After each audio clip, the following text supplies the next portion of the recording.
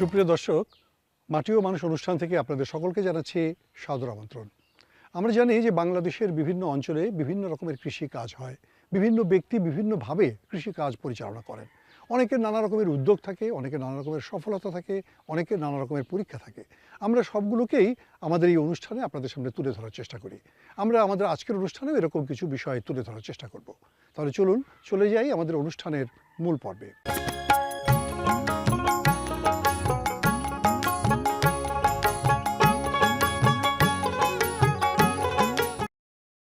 গাছটির বয়স মাত্র ৮ মাস। আমরা যদি এভাবে চিন্তা করি, ৮ মাসের একটি গাছে যে পরিমাণ বা যে সংখ্যক পেঁপে ধরেছে সেটা কিন্তু অনেক বেশি। এবং আমরা শুনেছি এই পেঁপে কিন্তু ধরা শুরু হয়েছিল এই সমস্ত জায়গা থেকে, এবং ধীরে ধীরে ধীরে ধীরে এই পেঁপে বাগান কিন্তু বড় হয়েছে। যদিও গাছের সংখ্যা খুব কম, কিন্তু এক্সপেরিমেন্ট করা হয়েছে দুরকমভাবে। প্রথমত, এই পেঁপে গাছে কোনো রকমের রাসায়নিক উপাদান ব্যবহার করা হয়নি, রাসায়নিক সার ব্যবহার করা হয়নি, কোনো কীটনাশক ব্যবহার করা হয়নি। এবং এরকমভাবেই কিন্তু এরকম একটি বাগান সাজানো হয়েছে সাভারের গ্যান্ডার পাশে সাদাপুর নামক যে জায়গাটি, সেই জায়গাটা বনগাঁও ইউনিয়নের মধ্যে পড়েছে। আমরা আজকে এসেছি একটি ভিন্নতর উদ্যোগ দেখতে। সেই উদ্যোগের মূল উদ্যোক্তা হচ্ছে ডক্টর শামসুল বারী এবং তার সাথে আছে তার বন্ধু প্রফেসর সাবিহা সুলতানা। মূলত তারা কলেজের শিক্ষকতা করার পাশাপাশি ছাত্রদেরকে উদ্বুদ্ধ করেছে কৃষিকাজে, এবং নিজেরা কৃষি কাজের ক্ষেত্রে নানা রকমের এক্সপেরিমেন্ট করেছে এবং রসায়ন নির্ভর কৃষির পরিবর্তে প্রকৃতি নির্ভর কৃষি সেটিকে বিকশিত করার চেষ্টা করেছে। আমরা আজকের অনুষ্ঠানে এই যে এরকম পেঁপের গল্প যেরকম দেখলাম বা শুনলাম, আমরা এরকমভাবেই কি কি কাজ এখানে হচ্ছে এবং ওনার ব্যক্তিগত জীবনে কি কি কাজ হয়েছে সেগুলোকে একটু জানার চেষ্টা করব, বোঝার চেষ্টা করব, একজন ভিন্নতর উদ্যোক্তাকে পরিচয় করিয়ে দেব আপনাদের সামনে। চলুন তাহলে আমরা আমাদের অনুষ্ঠানের ভেতরে চলে যাই।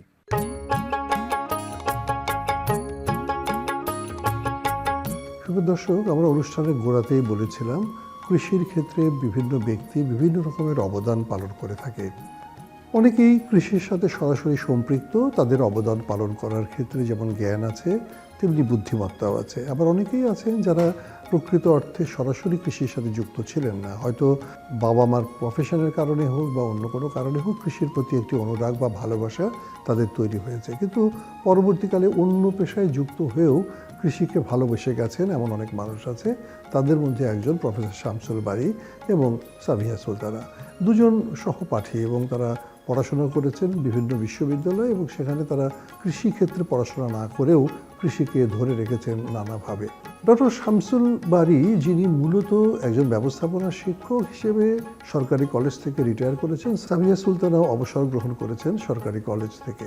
এবং এই দুজন শিক্ষক তারা একদিকে নিজেরা যেমন জৈব কৃষির ক্ষেত্রে চর্চা করে গেছেন এবং অন্যদিকে তারা নতুন করে ছাত্রছাত্রীদেরকে যুক্ত করেছেন এই কাজে, যাতে আগামী দিনের ছাত্রছাত্রীরা কৃষির আধুনিক জ্ঞান কাজে লাগাতে পারে এবং নিজেদের কর্মসংস্থানের ক্ষেত্র প্রস্তুত করতে পারে। শামসুল বারী এর আগে অন্যান্য কাজে যুক্ত ছিলেন। আজকে আমরা যে বাগানটি দেখছি, যে ক্ষেত্রটি দেখছি, সেটি মূলত সাভারের গ্যান্ডাতে ভাড়া করা একটা জায়গার ওপরে তিনি খুব চমৎকার করে বিভিন্ন শাকসবজি করেছেন। এইখানে যে মাঠটি আমরা দেখছি এটি হচ্ছে জিংসেনের মাঠ। জিংসেনটা হচ্ছে মূলত কোরিয়ান একটি উদ্ভিদ এবং এটির নাম দিয়েই আমরা জানি যেটা নানা রকমের রোগ প্রতিরোধে একটি বড় ধরনের ভূমিকা পালন করে। এই জিংসেনের সত্যিকার অর্থে অনেক রকমের গুণ রয়েছে, যে গুণগুলো আমাদের সচেতন মহলে আছে, কিন্তু বাংলাদেশে বাণিজ্যিকভাবে জিংসেন চাষ তেমনভাবে কেউ করছে না।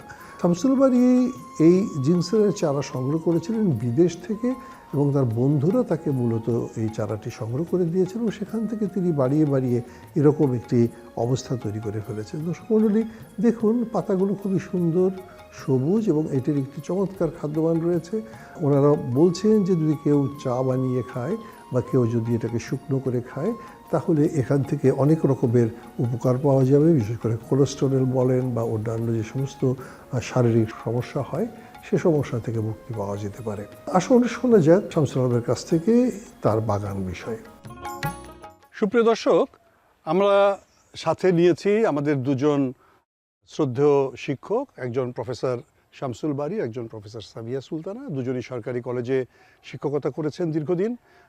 এখন অবসরের পর্যায়ে আছেন, আমরা একটু কথা বলি তাদের কাছ থেকে যে কৃষি নিয়ে তাদের যে আগ্রহ এবং কৃষি নিয়ে তাদের যে চিন্তা ভাবনা সেটি কেন কিভাবে হলো, কোন স্তরে আসলো। প্রফেসর শামসুল বারী, আমরা জানি আপনি কৃষি নিয়ে কাজ করছেন কেমিক্যালকে ব্যবহার না করে নিরাপদ খাদ্য উৎপাদনের যে দৃষ্টিভঙ্গি সেই দৃষ্টিভঙ্গি থেকে কাজ করছেন।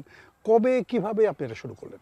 বাপদাদার ঐতিহ্য তো কৃষির ক্ষেত্রে আমরা ৮০ দশকে যে সমস্ত সাপ ব্যাংকগুলো রপ্তানি করেছি সেই কত টাকা পেলাম তা জানি না, কিন্তু কৃষি সর্বনাশ হয়ে গেছে। এই জন্য সর্বনাশ হয়ে গেছে যে তার প্রাকৃতিক উপায়ে এই সাপ ব্যাংক যে সমস্ত পোকামাকড়গুলো খেত সেগুলো কিন্তু আর পরে খায় নাই। কিন্তু কেন খায় নাই, যারা হয়তো আমাদের কাছে রাসায়নিক সার বা কীটনাশক বিক্রি করবেন তাদের এই চিন্তাটা ছিল, কিন্তু আমাদের ছিল না। যার ফলে আমাদের জমিতে হচ্ছে প্রচুর পরিমাণ কীটপতঙ্গর আবির্ভাব ঘটলো, মাটির উর্বরতা শক্তি নষ্ট হতে শুরু করলো। আগে যে প্রাকৃতিক উপায়ে জমিতে যে সমস্ত আমরা গোবর অথবা নাড়া পড়িয়ে দিতাম সেগুলো কমতে শুরু করলো, আর পোকামাকড়ের জন্য আমরা কীটনাশক ব্যবহার করতে শুরু করলাম। যার ফলে এই প্রবণতাটা আমাদের কৃষির উর্বরতাকে নষ্ট করছে, স্বাস্থ্যহানিকে। আপনি কবে থেকে শুরু করলেন? আমি শুরু করেছি ৮ সালে শুরু করেছিলাম ভার্মি কম্পোস্ট। আচ্ছা, 2008 সালে ভার্মি কম্পোস্ট দিয়ে শুরু করেছিলাম। এখন যেটা করছি সেটা হচ্ছে ভার্মি কম্পোস্টের সাথে অর্গানিক যে সমস্ত ফার্টিলাইজারগুলো আছে সেগুলো আমি জমিতে এবং আমার কৃষিতে ব্যবহার করছি, অন্য কিছু ব্যবহার করছি না। আচ্ছা, আপনার কাছে পরে আসি। প্রফেসর সাফিয়া সুলতানা, আপনি তো আপনারা দুজন তো একই সময়ে শিক্ষকতায় যুক্ত হন, পড়াশোনা করেছেন, তো আপনি কবে থেকে এই বারী সাহেবের আসলে ডক্টর বারী আসলে আমার ছেলেবেলার বন্ধু। একই বিসিএসে জয়েন করেছি এবং একই ক্যাডারে জয়েন করেছি। যখন ডক্টর বারী শুরু করলো 12 সাল থেকে ভার্মি কম্পোস্টের পর এগ্রিকালচার শুরু করলো, তখনই আমি তার সাথে যুক্ত হওয়ার আগ্রহ প্রকাশ করলাম এবং মোটামুটি জোর করেই যে আমাকে তুমি নাও, কিছু লাগবে না, শুধু আমি থাকবো সাথে। মানে আপনি যেটা বলছিলেন কথা প্রসঙ্গে যে আপনার শারীরিক কিছু সমস্যা আছে। লিভারের সমস্যা ছিল, প্রচণ্ড সমস্যা, তো কম ছিল না, অনেক ওষুধ খেয়েছি, ইন্ডিয়াতে গিয়েছি, বিভিন্ন দেশে গিয়েছি, তো বারবার সমস্যাই হচ্ছিল। তখন আমি ভাবলাম যে তাহলে ডক্টররাও বলছিল যে খাবার থেকে, তো আমি যদি অর্গানিক ফুড খাই তাহলে আমার ওই সমস্যাগুলো থাকবে না বা কমে যাবে। সেখান থেকে আরও বেশি আগ্রহী হয়ে উঠলাম যে আমি অর্গানিক এগ্রিকালচারের সাথে থাকব, যুক্ত হব এবং নিজের জন্য, নিজের পরিবারের জন্য, আত্মীয় স্বজনের জন্য, প্লাস আমার একটা সামাজিক দায়বদ্ধতা আছে। আমি যদি একটা ভালো ফুড, নিরাপদ একটা খাবার যদি পৌঁছে দিতে পারি মানুষের কাছে, সেটা যেমন একদিকে আমার সামাজিক দায়বদ্ধতা পূরণ হবে, আর একদিকে মানুষের স্বাস্থ্য ভালো থাকবে। ডক্টর বারী, আমরা এখানে অনেকগুলো প্ল্যান্ট দেখতে পাচ্ছি যে একটু ভিন্ন রকমের। হ্যাঁ, আপনি কি আমাদেরকে একটু পরিচয় করিয়ে দিবেন যেটা কি এবং কি গবেষণা করছেন আপনি এটার মধ্য দিয়ে? মানে এটা হলো জিনস্যাং। আচ্ছা, আমরা জিনস্যাং সম্পর্কে যে ধারণাটা আমাদের জন্মাইছে যে সেটা হচ্ছে রাস্তাঘাটে হকাররা জিনস্যাং বিক্রি করে, হয়তো শিক্ষিত লোক আরও বেশি চীনে অথবা কোরিয়া অথবা আমেরিকাতে, সিঙ্গাপুরে, তাইওয়ানে জিনস্যাং সম্পর্কে সবাই জানে যারা গেছে। তো এই জিনস্যাংটা হচ্ছে 87 ধরনের জিনস্যাং আছে, এর ভিতর 3টা জিনস্যাং সবচাইতে গুরুত্বপূর্ণ। একটা হচ্ছে মেক্সিকান জিনস্যাং, লাল ফুল হয়, আর 2টা হচ্ছে কোরিয়ান জিনস্যাং, একটা হচ্ছে হোয়াইট জিনস্যাং আর ওই জায়গায় আছে হচ্ছে রেড জিনস্যাং। তো এই 2টা জিনস্যাং হচ্ছে মানুষের খাবারের বিকল্প হিসাবে ব্যবহার করা। বিকল্প বলতে বোঝাচ্ছে সাপ্লিমেন্টস হিসাবে এটা ইউজ করে। এটা করলে যেটা হয়, বিভিন্ন লিটারেচার অবশ্য গবেষণাপত্রে দেখা গেছে, এখন পর্যন্ত আমরা এখনও এটাকে কোনো টেস্ট করি নাই, হয়তো করব খুব তাড়াতাড়ি। এর ভিতর যে উপাদানগুলো আছে তার ভিতরে একটা হচ্ছে গুরুত্বপূর্ণ জিনস্যানোসাইড।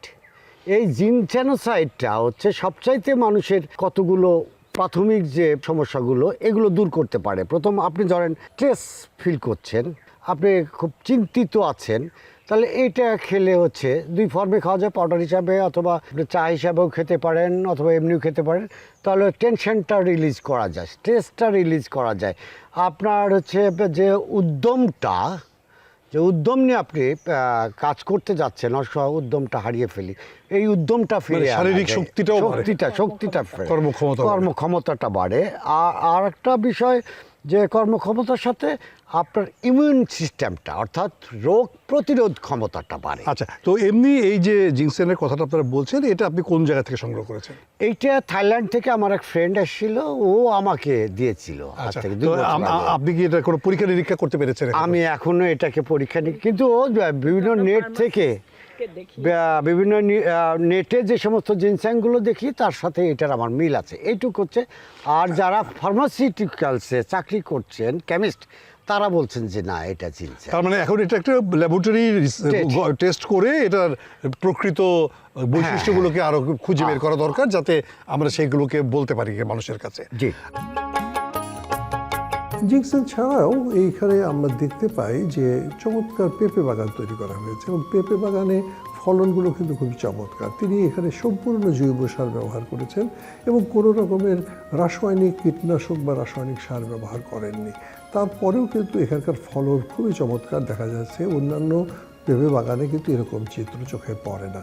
দর্শক মণ্ডলী, ওনারা মূলত জৈব সারই এখানে ব্যবহার করেন। জৈব সার বলতে ভার্মি কম্পোস্ট কিংবা অন্য কোনো জৈব সার, সেগুলোকে এই জমিগুলোতে দিয়ে থাকেন।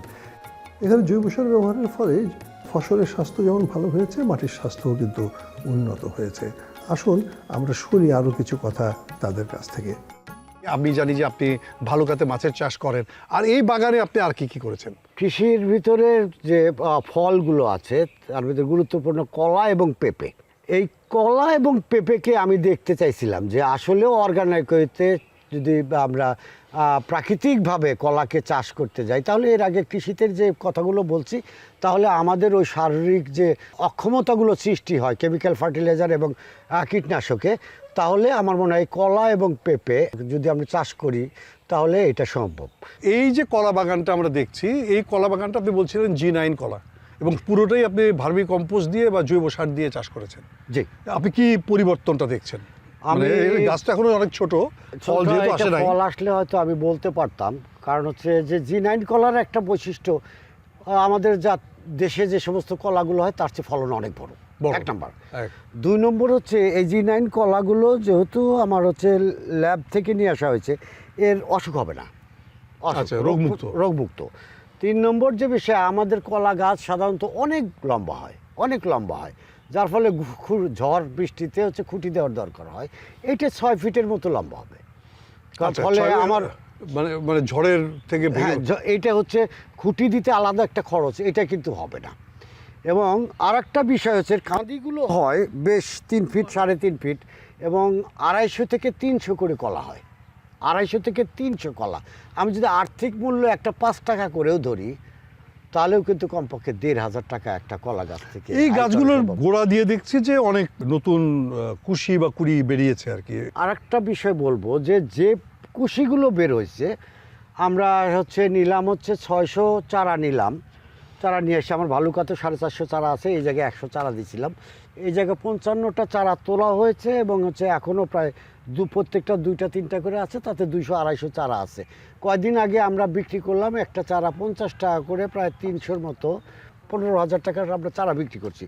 এখনও বিক্রি করলে আমার ইচ্ছা হচ্ছে এইগুলোকে আমি বিক্রি করব না, আমি তো নতুন প্লট নিচ্ছি, সেই জমিগুলোতে আমি এগুলো আবার রিপ্লেস করব। আচ্ছা, তাহলে আপনি G9 কলার ক্ষেত্রে ফলন না আসা পর্যন্ত যদিও বলা যাবে না, কিন্তু আপনি যে বৈশিষ্ট্যের কথা বলছেন, সেই বৈশিষ্ট্য অনুযায়ী যদি এটার ফলাফলটা দেয়, তাহলে তো নিশ্চয়ই অনেক ভালো কাজ করবে আর কি। মানে G9 কলা সম্পর্কে যারা জানেন তারা আমি যা বলছি এভাবেই জানেন।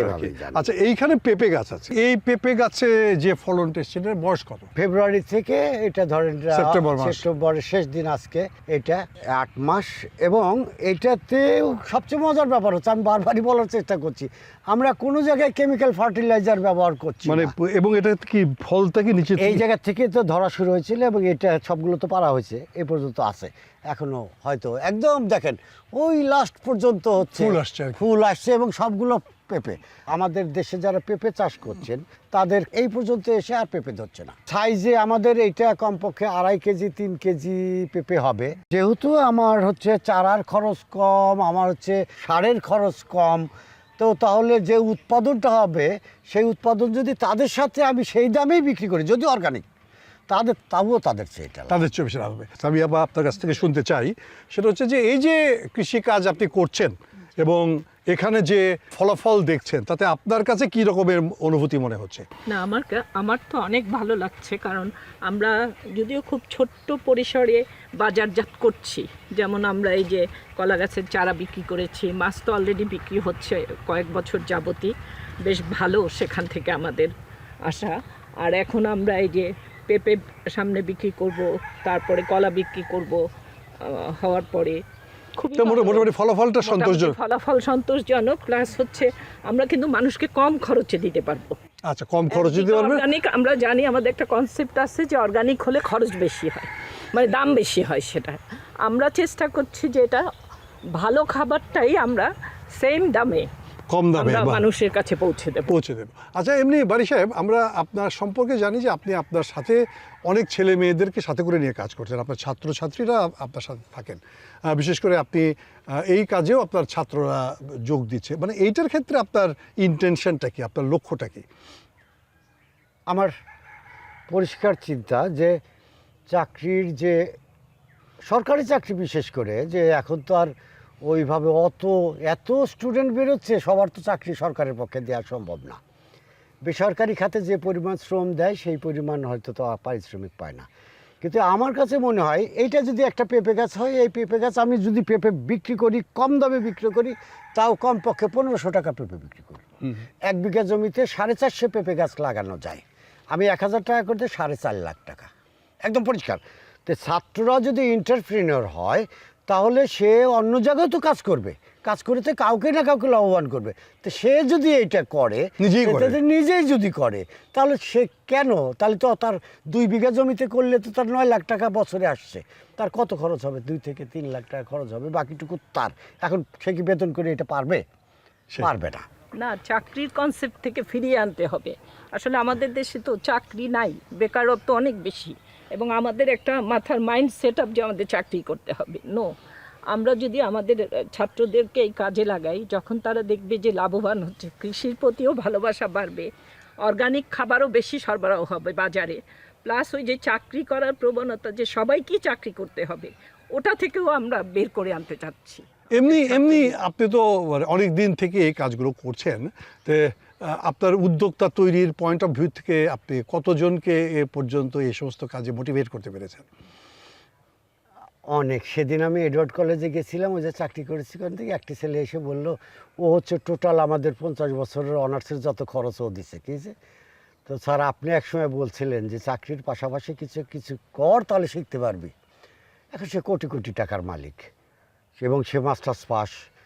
তো এরকম অনেক ছাত্র আছে যারা হচ্ছে বিভিন্ন জায়গায়, যে কালকে আমরা এক জায়গায় গেছিলাম, আমার ছাত্র, সে হচ্ছে চার্টার্ড বিমানের মালিক।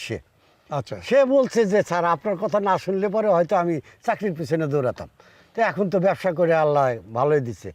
হ্যাঁ, আমার আরিয়ান চাকরি করতো ড্যামরাতে, আমি গ্যান্ডাতে আছি বলে এই আরিয়ান চাকরি ছেড়ে বলছে আপনার সাথে থাকবো, যা হয় হবে।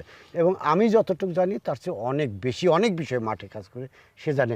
আমার বিশ্বাস যে এই সেক্টরে সে তার মতো বড় উদ্যোক্তা খুব কম লোক পাওয়া যাবে, বিশেষ করে নিরাপদ খাদ্য উৎপাদনের ক্ষেত্রে। এটা তো সম্ভব। খুব ভালো কথা। আমরা বাড়ি সাহেব, আপনার অনেক চিন্তা আছে এবং আপনি অনেকগুলো কাজ করেছেন, মাছের খামার করেছেন, ধান চাষ করছেন নিজের বাড়িতে, এখানে পরীক্ষামূলকভাবে অন্যান্য ফসলের চাষ করছেন। আপনি নতুন পরিকল্পনা কী নিয়েছেন? নতুন পরিকল্পনা যে আমার দেশের ছাত্ররা যেন ভালো চিন্তা চেতনায় ভালো হয়ে উদ্যোক্তা হয়ে গড়ে ওঠে, এবং কৃষি উদ্যোক্তা হয়ে গড়ে ওঠে। আমি এটা চাই যে প্রত্যেকটা মানুষের কাছে, প্রত্যেকটা ঘরে ঘরে যেন নিরাপদ খাদ্যটা পৌঁছাতে পারি, কম দামে, সঠিক সময়, নির্দিষ্ট সময় যেন পৌঁছাতে পারি। এইটা ঠিক একইভাবে আমার জিনিসগুলো নিয়ে মনে হয় যে আসলে আমরা কেন বাইরের মুখাপেক্ষি, অসুখটা যেন কম হয় এবং সে যেন নিরাপদ থাকতে পারে, আমি যেন নিরাপদ থাকতে পারি। এবং আমি বিশ্বাস করি না আমি কোনো ওষুধ খাই না, খুবই সন্তানরা খায় না। খুবই খুবই খুবই ভালো কথা। আপনারা দুজনই চমৎকার করেই কাজগুলো করছেন এবং এটার ফলে নিশ্চয়ই আমাদের যারা শিক্ষক আছেন তারাও চিন্তা করবেন যে তারা কিভাবে ছাত্রছাত্রীদেরকে মোটিভেট করতে পারেন, আর আমাদের ছাত্রছাত্রীরা তারাও নিশ্চয়ই চিন্তা করতে পারেন যে কিভাবে তারা আগামী দিনগুলোতে তাদের ভবিষ্যৎকে পরিকল্পনা করবেন।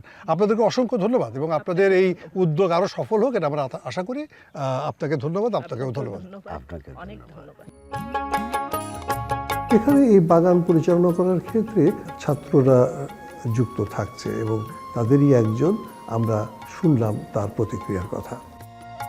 আরিয়ান, এই যে আমরা পড়াশোনা করি, উচ্চশিক্ষিত হতে চাই, ভালো চাকরি পেতে চাই, সেই জায়গায় তুমি একজন উদ্যোক্তা হয়ে বা একজন কর্মী হয়ে কাজ করছো এই সমস্ত কৃষি খাবারে, তোমার ব্যক্তিগত পরিকল্পনা কি? ব্যক্তিগত পরিকল্পনা, চাকরির পিছনে যে আমরা সময়টা ব্যয় করি, মানে অনেক সময়, একটা লং টাইম যায়, এরপর চাকরির বাজার যা অবস্থা এখনকার সময়টা, আমরা ম্যাক্সিমাম সময় বাইরের দেশে ফলো করি যে তারা বেশি উচ্চশিক্ষিত হয়ে মূলত তারা জবের পিছনে না যেয়ে ব্যবসার পিছনে আসে। মূল টার্গেটটা ছিল এরকম যে উচ্চশিক্ষিতও হব প্লাস একজন উদ্যোক্তাও হব, সাথে আমি নিজে খুশি থাকবো এবং এখন তোমার কি কেমন মনে হচ্ছে? তুমি তো কাজ করছো। এখন বেটার, অনেক ভালো পজিশনে আছি, মানে অনেক কিছু শিখতে পারছি, স্যারের হাত ধরে আসছি। আর আমি মূলত 2 বছর ধরে একদম মাঠ পর্যায়ে আছি, A to Z আমার সব কিছু শেখা। আমি মাছের সাথে যুক্ত আছি, পেঁপের সাথেও যুক্ত আছি এবং কলা গাছের সাথেও যুক্ত আছি। তুমি কি মনে করো যে নিজে একা একা যদি কোনো কিছু করতে চাও সেটা করা? এটা স্বাবলম্বীভাবে আমি নিজেরটা করতে পারবো। আচ্ছা, খুব খুব খুব ভালো কথা। এবং তোমাকে কি মনে হয় যে তোমার যারা আরো বন্ধু আছে তারা কি তোমাকে ফলো করার চেষ্টা করে? তাদের সাথে কথা হয়েছে, তারাও এখন চাকরিটা একটু পিছনে দেখে তারাও একটু আগায় আসতে চাচ্ছে, যে তাদের সেক্টরটা চেঞ্জ করতে চাচ্ছে। তাদের যে আগে মোটিভেশন বা মোটিভ যেটা ছিল যে না পড়ালেখা করে উচ্চশিক্ষিত হয়েই জব করার চিন্তা ভাবনা, যে প্রবণতা, না এখন থেকে আমাকে দেখে একটু আগায় আসতেছে যে না ব্যবসার ক্ষেত্রে একটু করে সবাই এগিয়ে আসতেছে ধাপে ধাপে। আচ্ছা, খুব ভালো কথা আরিয়ান। আমরা চাই যে এরকম তরুণরা সামনের দিকে কৃষিতে এগিয়ে আসুক এবং সেটা আমাদের কৃষির উন্নয়নের জন্য নিশ্চয়ই সেটা ভালো হবে। অনেক ধন্যবাদ। ধন্যবাদ আপনাকেও স্যার। সাধারণ কৃষকরা কাজ করেন এখানে, কিন্তু সাধারণ কৃষকরা নিজেরাই বলছেন যে জৈব সার ব্যবহার করে যে এত চমৎকার ফলন পাওয়া যায় তারা আগে কখনো দেখেননি। আসুন একটু শুনি তার কথা। শাহজাহান, আপনি তো এই জমিতে কাজ করেছেন এবং স্যারেরাতেও দেখছি যে কোনো রকমের সার বীজ বা কীটনাশক ব্যবহার করেন না। আপনি তো নিজেও এর আগে করেছেন। আগে যখন করেছেন তখন কেমন দেখছেন, আর এখন যে করছেন তা কেমন দেখছেন? স্যার, আগে যেটা করছি আগের থেকে এখন বর্তমানে অনেক ভালো। মানে আগে আপনারা কি দিতেন সাধারণত জমিতে? আগে সাধারণত জমিতে আপনাকে যেমন ইউরিয়া দিতাম, পটাশ দিতাম, সালফার দিতাম, যেমন গাড়া সার আছে এগুলো দিতাম, এগুলো আমরা ইউজ করতাম আর কি। আচ্ছা, আর কীটনাশক হিসাবে কীটনাশক ওষুধ যেমন বিষ, যেমন আপনি অ্যামাগল দিতাম, আর বিভিন্ন ধরনের বিষ আছে। আচ্ছা, এখন এই জমিতে কি আপনি কি ব্যবহার করছেন? এটার মধ্যে স্যার আমি খালি একমাত্র এই চারাটা যেমন ছোটোবেলা আমি আনলাম, তখন এটার নিচে খালি হাফ কেজি আমার বানানো সার আছে, কম্পোস্ট সার, এই যে এখানে। আচ্ছা, ওটা ওই সার একটা মেডিসিন দিয়েছি, মেডিসিন মিলাইয়া আমি একটা সার বানাইছি। ওই সারটা দিচ্ছি হাফ কেজি উপরে। আর যে সময় সার আপনার এই চারটা এত বড় ওই জায়গা, তখন এটার মধ্যে আবার হাফ কেজি মারছি, আর টাইম টু টাইম পানি মারছি, এটার মধ্যে পানি দিছি, আর একটা স্প্রে মারছি এটার মধ্যে। এই গাছের আগা পর্যন্ত নিচ পর্যন্ত একটা স্প্রে দিছি। স্প্রে সারে বানাই দিছে আমার, মানে প্রাকৃতিক স্প্রে, মানে কোনো কেমিক্যাল না? কেমিক্যাল না, কেমিক্যাল জাতীয় না ওটা। আচ্ছা আচ্ছা, এটা আমরা নিজেরা বানাই দিছি। তাতে কি আপনার তাতে স্যার আমি দেখতেছি আমার পাশে আরো জমি আছে, তাদের থেকে শতগুণ আমার ফসলও ভালো, বা পেঁপেও বড়, গাছও ভালো, সব দিক দিয়ে ভালো। আমি সব দিক ভালো। এই যে কলা বাগান যে এটা দেখতেছি, এখানেও কি আপনি একই রকমের সেম স্যার, মানে কোনো রকমের রাসায়নিক ব্যবহার করেন? কোনো রকম রাসায়নিক সার। তাহলে আপনার কাছে কি মনে হয়, আপনি তো এখন একটা শিখে গেলেন, যদিও এখানে কাজ করতে করতে শিখে গেলেন, তাহলে এই কেমিক্যাল মুক্ত কৃষি কি করে লাভবান হওয়া যাবে? কৃষক কি লাভবান হতে পারে? জি স্যার, আমি যে হিসাবে করছি এই হিসাব করলে লাভবান হবে। লাভবান হবে না? তো খুব ভালো কথা। আপনি যদি মনে করেন লাভবান হবে, তাহলে নিশ্চয়ই আমাদের অন্য কৃষকরাও মনে করবে তারাও লাভবান হবে আর কি। আপনাকে অনেক ধন্যবাদ। মোদ্দা কথা হচ্ছে যে কোনো গবেষণা, যে কোনো এক্সপেরিমেন্ট, সেখান থেকে নেগেটিভ বা পজিটিভ যে কোনো রেজাল্টই পাওয়া যেতে পারে। তবে আমরা এখানে দেখতে পেয়েছি এক্সপেরিমেন্ট থেকে আসলে খুব পজিটিভ রেজাল্ট। পজিটিভ রেজাল্টকে আমরা কয়েক রকমভাবে ব্যাখ্যা করতে পারি। প্রথমত, এখানে মাটির স্বাস্থ্য ঠিক থাকছে, এটি হচ্ছে 1 নম্বর সফলতা। 2 নম্বর হচ্ছে ফসলের ফলন কিন্তু ভালো হচ্ছে, এটি 2 নম্বর সফলতা। 3 নম্বর সফলতা এই এক্সপেরিমেন্টের ক্ষেত্রে সেটি হচ্ছে যে নতুন নতুন উদ্যোক্তা তৈরি করার চেষ্টা করা হচ্ছে, এটি 3 নম্বর সফলতা। আর চতুর্থ সফলতা হচ্ছে গ্রামের সাধারণ মানুষ তারা এটা দেখছেন এবং তারা নিজেরাই বুঝতে পারছেন যে জৈব সার ব্যবহার করার ফলে তাদের মাটির স্বাস্থ্য কীভাবে পরিবর্তন হচ্ছে এবং এটি তাদেরকে উৎসাহিত করছে এরকম ফসল চাষাবাদ করার ক্ষেত্রে। তাহলে এতগুলো সফলতা যে জায়গাগুলোতে আছে সেই সফলতাগুলোকে আমরাই বা তুলে ধরবো না কেন, বা আপনারাই বা অনুসরণ করবেন না কেন? আমরা চাই এরকম সফলতা আমাদের সব জায়গাতে তৈরি হোক, নতুন নতুন উদাহরণ সৃষ্টি হোক এবং প্রফেসর শামসুল বারী এবং সাবিয়া সুলতানা তারা সম্মিলিতভাবে যে কাজটি করেছেন সেরকম কাজের উদাহরণ অন্যরাও সৃষ্টি করবেন, এটি আমরা প্রত্যাশা করতেই পারি। আসল কথা হচ্ছে কি, যদি কোনো কাজকে নিবেদিতভাবে করা যায় তাহলে সেখান থেকে ফলাফল আসতে পারে। আমরা দুজন উদ্যোক্তার কাছ থেকে যেটা শুনলাম, তাদের যে ছাত্র তার কাছ থেকে যেটা শুনলাম, সেখান থেকে আমরা এটা বুঝতে পেরেছি যে সত্যিকার অর্থেই যদি নিবেদিত প্রাণে কোনো কাজ করা যায় সেটা সফলতা নিশ্চিত করতে পারে। এই পেঁপে বাগান, এই কলা গাছ তার বড় প্রমাণ। এবং আমরা এই প্রফেসর শামসুল বারীর আরও অনেক কর্মকাণ্ড এর আগে আপনাদেরকে দেখানোর চেষ্টা করেছি। আমরা তার মাছের চাষকেও দেখানোর চেষ্টা করেছি এবং আমরা তার অন্যান্য সবজি বাগান সেটাকেও দেখানোর চেষ্টা করেছি। কিন্তু কথা হচ্ছে একটাই, যে কোনো রকমের রাসায়নিক উপাদান ছাড়া, কোনো রকমের পেনাল্টি না দিয়ে যদি আমি ফলনশীলতাকে নিশ্চিত করতে পারি তাহলে আমি সে পথে যাব না কেন? এবং যে কথাটি তারা বলেছেন যে জৈব কৃষি করতে গেলে খরচ বেশি হয়, এখানে কম খরচে অধিক উৎপাদন নিশ্চিত করে নিরাপদ খাবারটিকে সরবরাহ করা যাবে আমাদের মাঝে, যদি আমরা সত্যিকার অর্থে কাজ করতে চাই আন্তরিকভাবে। এই প্রমাণটি আমরা এখানে পেয়েছি। আশা করি এই ধারাটি আমাদের অন্যান্য উদ্যোক্তারা অনুসরণ করবেন এবং নিশ্চয়ই এর মধ্য দিয়ে আমরা আমাদের প্রতিটি পরিবারে নিরাপদ খাবারের একটি সংস্থান করতে পারবো। আমরা আমাদের দেশকে, মাটিকে, পরিবেশকে সব কিছুকে সুস্থ রাখতে পারবো।